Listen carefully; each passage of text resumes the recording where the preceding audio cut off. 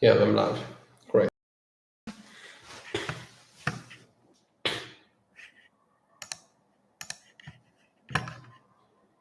And this is Bitcoin, by the way. And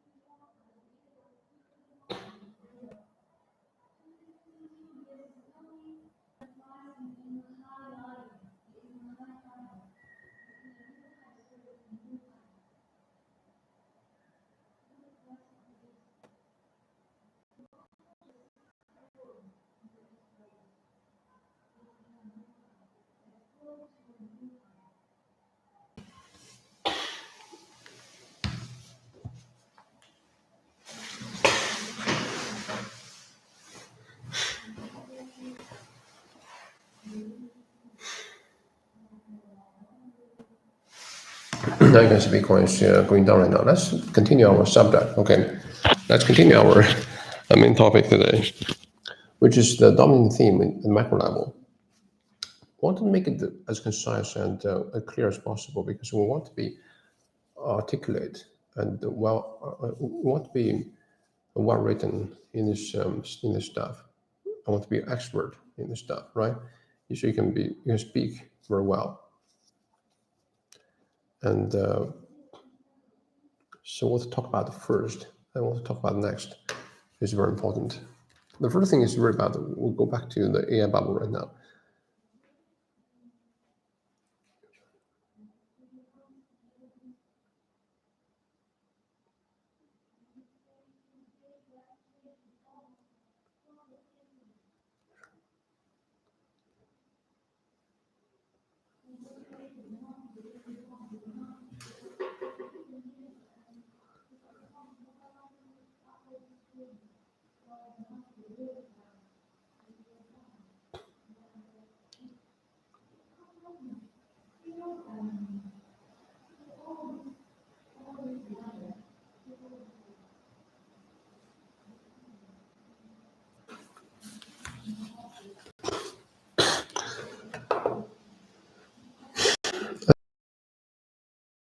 As what's happening in financial market, the industry think that they do financial market by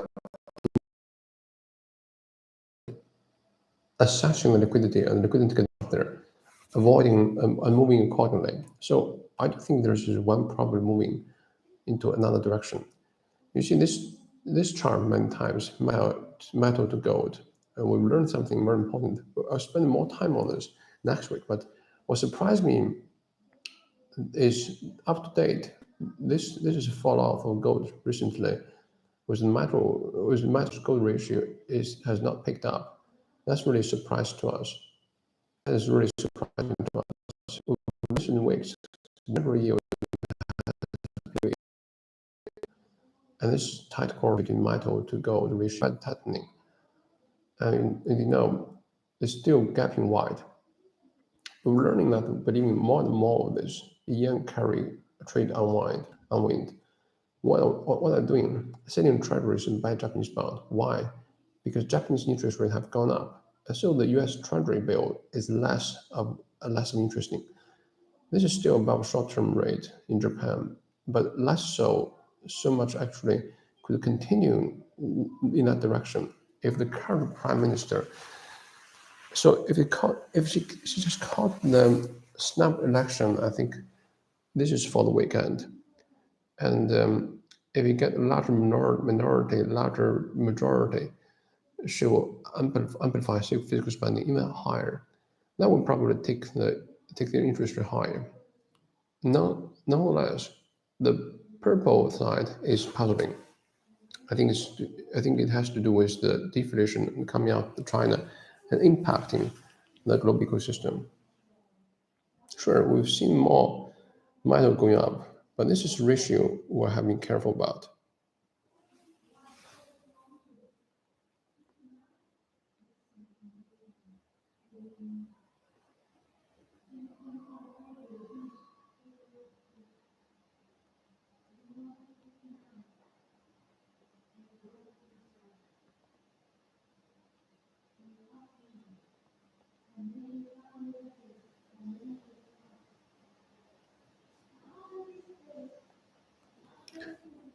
That's just the way it is. That's just the way it is. Again, we're gonna move higher. We're gonna move higher.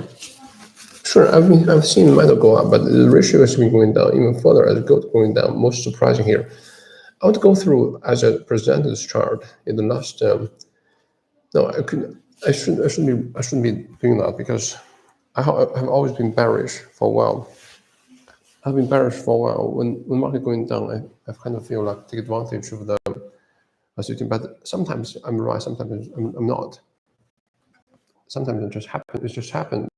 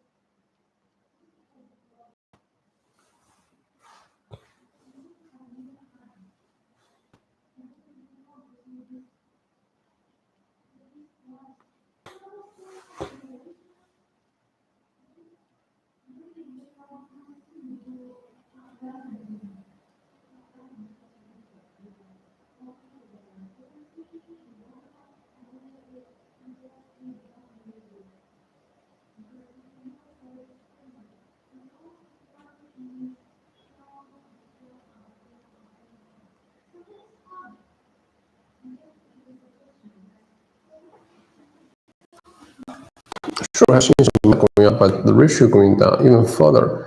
As gold going down, most surprising here. I've been through this presentation here.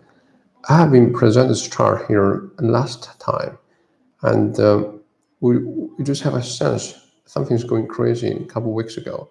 Gold is going parabolic as a percentage of M2, and many people are pushing back to use the US M2. But you can't get M2 back to not to 20s, and US still reserving currency. I don't think the message would be much different with the global M2. So you can see they hit all-time high, higher than Great Depression, and 1.6 versus 1.7 here.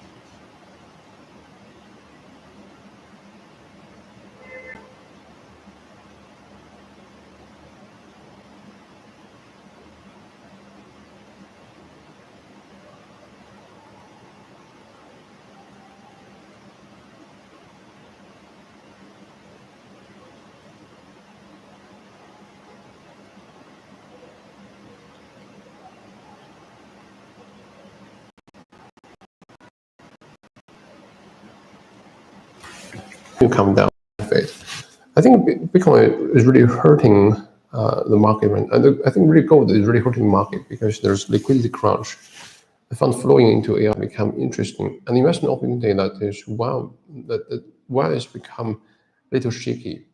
So I think these three gold, AI, Bitcoin are interrelated in that way. Now gold is hedging against inflation.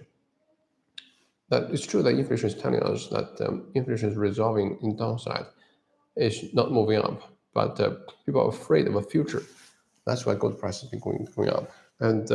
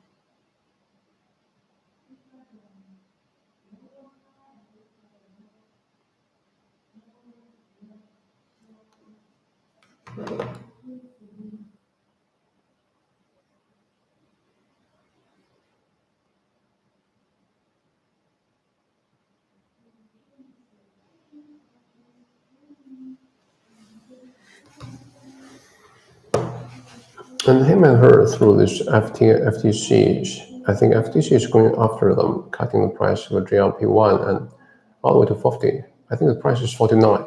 Where I think no one not discussed enterprise to introduce the price to 1.149, then going up to moving higher to 900, 199.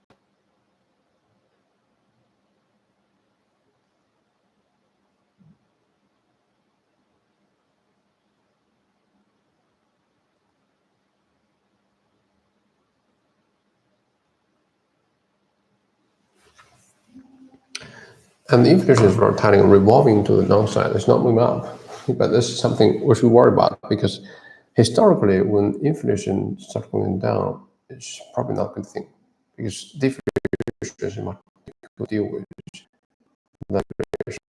I don't have anything to do that.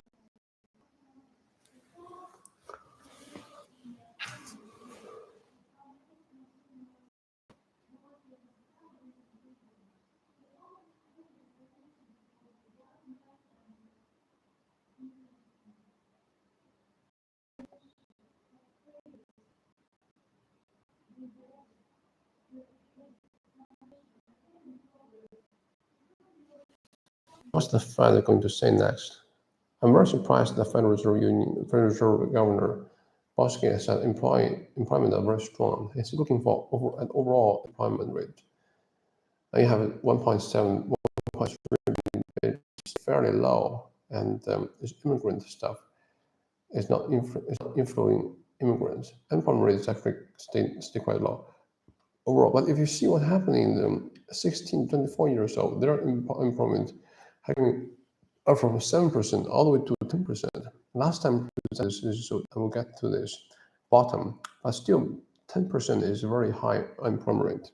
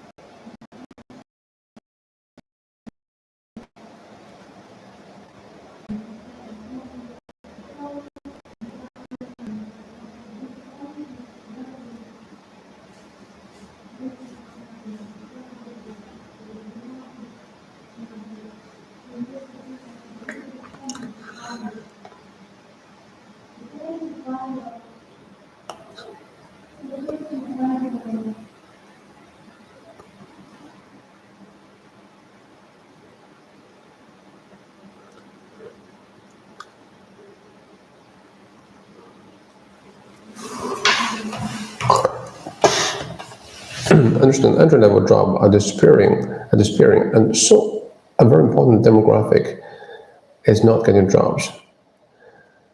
We don't think this is going to change a lot of these young people out there, and going to in terms of starting their own business because the barrier to innovation, the barrier to starting a new business is dropping precipitously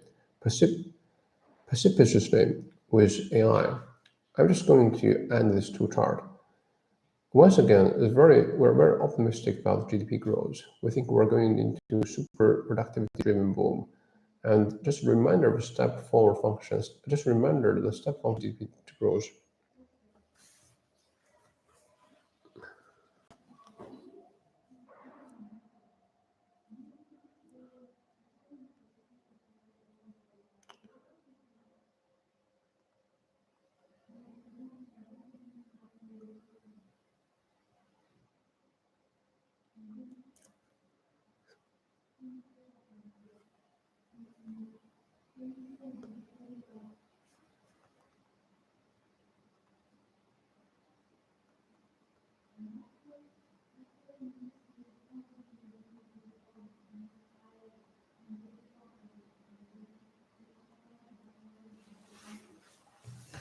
So I think that's conservative given all this given technology revolution underway.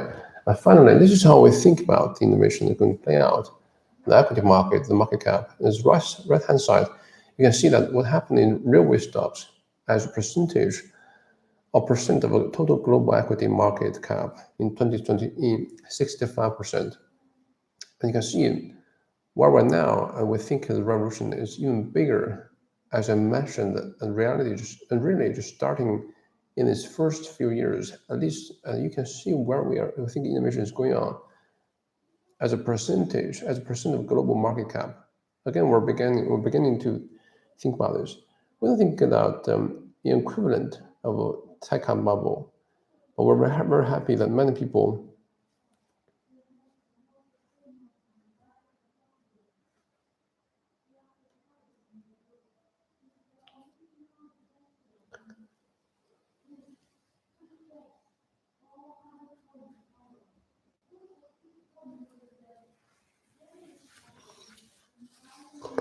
we're very happy that many people are worried about it. In the telecom bubble, nobody is worried about anything. Okay, just people are worried about it. It's just not. No, you can't really say that because some people do worry, but it's just not. It's too generalized of a statement. In some unannounced Amazon earnings calls, Amazon is going to lose so much money next year because Amazon decide opportunity is so much bigger than anyone understood by the right capital spending budget. What happened that day? Stock price just soared, right? One of the panelists on the brainstorm this week remind me that a journalist asked Jeff, well, what's going to spell profit in this new world? What's that profit? He spelled it. That's how company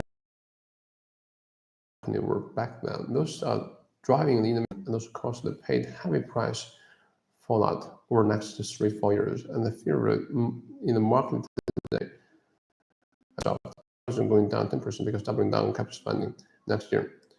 So sometimes it's just how things behave. Irresponsible and complete investor on one side. I think there is a real fear out here.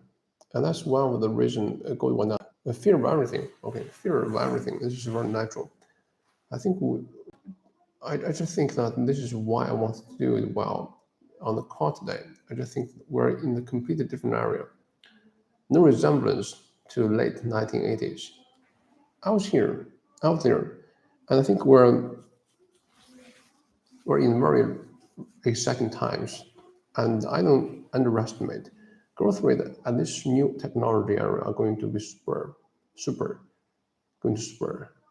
We think that they're going to be super exponential growth rate, and Palantir is a very good example of that. No, I expect that 142% US commercial revenue growth to be sustained. We don't either, but we know if we're able to sustain that, 18, 17% or higher, our stock market could be screaming by today. We're assessing all of this. We're assessing all this as everyone else is in the financial world. It's really exciting time. It's confusing time. It's going to be lots of chaos. You saw lots of auto manufacturers basically shutting down their EV efforts. They couldn't scale them quickly enough to capture the cost decline. They're giving up. And one of the most important, interesting idea I heard about the brainstorm today was the idea that, well, who's going to roll auto sector up? Normally, you think about this going to be auto company. Maybe it's Google. But someone suggests no, maybe it's Google. They need cars. And something no one knows what's going to happen in the future holds. But I just want to be in front of everybody. And I know hurrying it must be felt last week. I know how hurrying, this is a very sophisticated word. There's no, it must have felt over last week. And just want to reinforce our point of view, because we think a lot of data that have come to our recent does just that. I'll see you next week.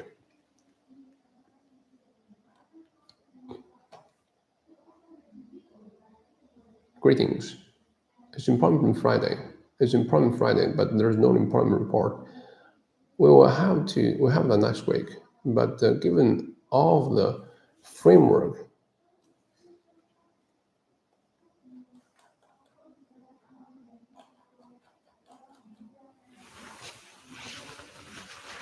I'm not sure it's a good writing, but it's okay stuff. What's the main point? A 40 minutes talk can be started at any time.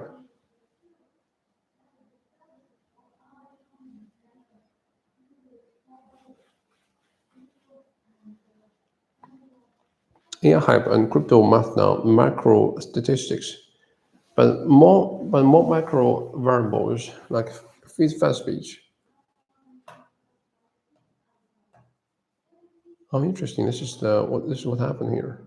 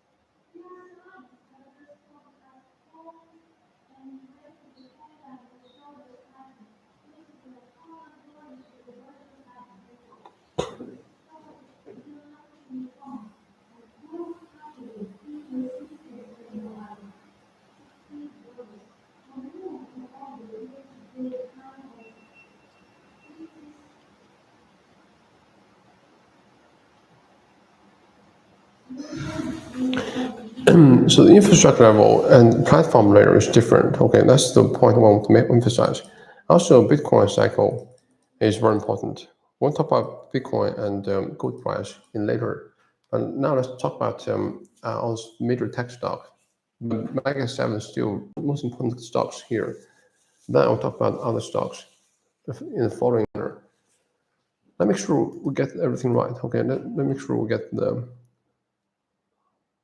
Oh, really? That's great, right? Get the data. Do we have that? Welcome, guys. Oh, did we get something? Is that an illusion? It's not illusion, isn't it?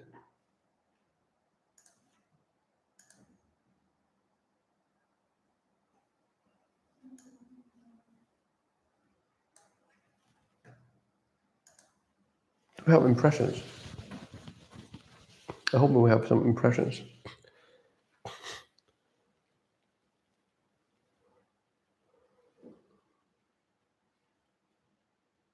No, we don't have that. Anyway, just continue our continue our stuff.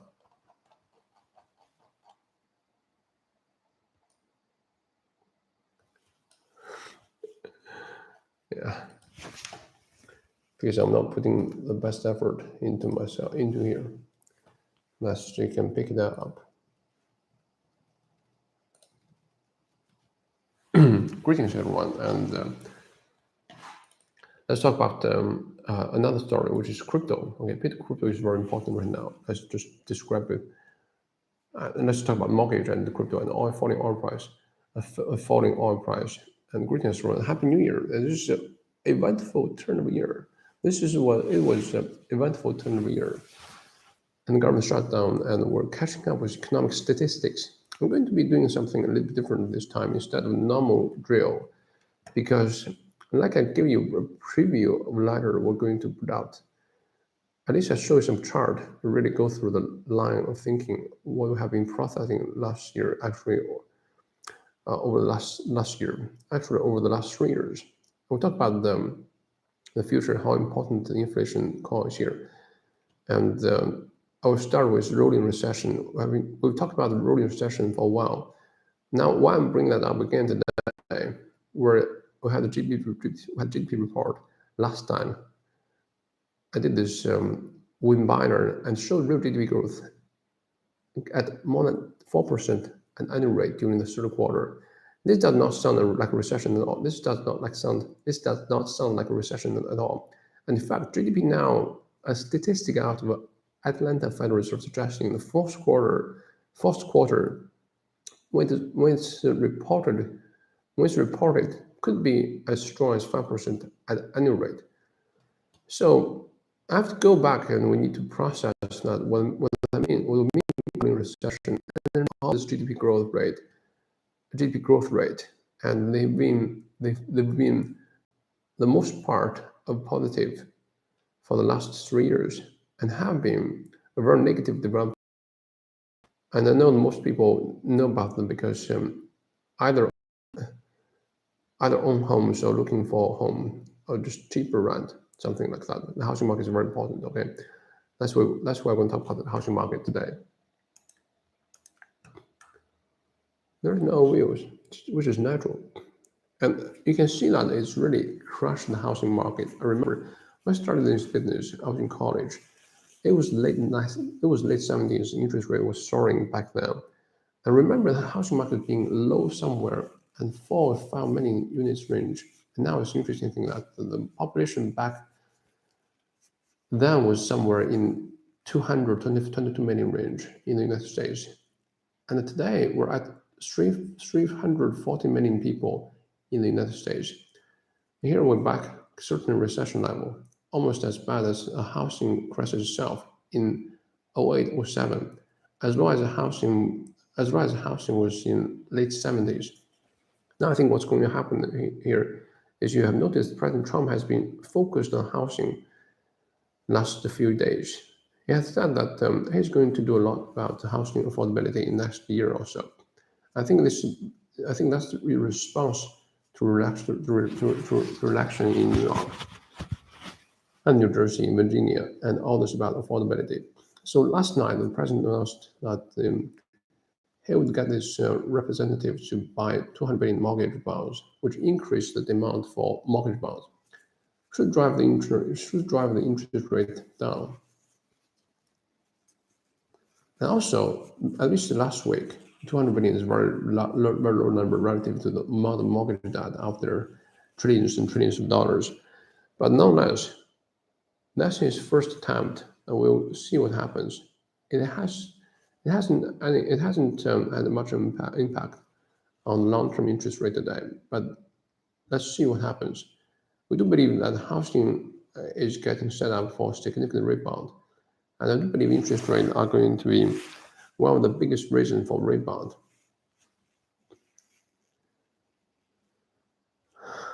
A housing price as interest cut at the moment. Another rolling recession example is that the manufacturing sector. This is U.S. manufacturing. At any below 50 is a contraction, and in manufacturing, 50% is the demarcation point between expansion and contraction.